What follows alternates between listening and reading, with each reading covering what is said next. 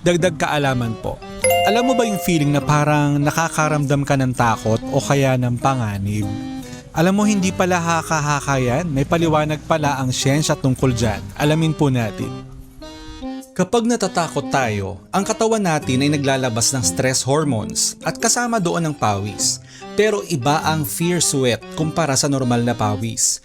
Ipinakita sa isang pag-aaral na ang amoy ng pawis ng taong takot ay may ibang kemikal na komposisyon kumpara sa pawis ng taong relax. Sa isang eksperimento, pinasinghot sa mga tao ang samples ng pawis mula sa taong natakot at taong hindi. Ano ang nangyari? Kapag naamoy nila ang fear sweat, ang kanilang utak ay nag-react na parang sila mismo ang nasa panganib. Ang amygdala, ang bahagi ng utak na nagpoproseso ng takot ay na-activate kahit hindi sila ang mismong natatakot. Ibig sabihin, ang takot ay maaring makuha natin sa iba, hindi lang sa paningin o tunog kundi pati sa amoy. Kaya kapag may taong kinabahan sa tabi mo, baka pati ikaw ay makaramdam ng kaba. Alam mo kung sino ang mas magaling sa pag-amoy ng takot? Mga aso. Mas sensitive ang pang-amoy nila sa stress hormones kaya minsan alam nilang takot ka bago mo pa aminin sa sarili mo.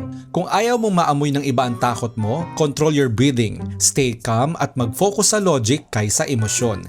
Dahil kahit hindi mo sabihin, naamoy ka namin. So ngayon naniniwala ka na ba?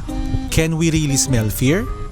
Sana po may natutuhan kayo at laging tatandaan, mapalad po ang tao na nakakasumpong ng karunungan at ang tao na nagtatamo ng kaunawaan.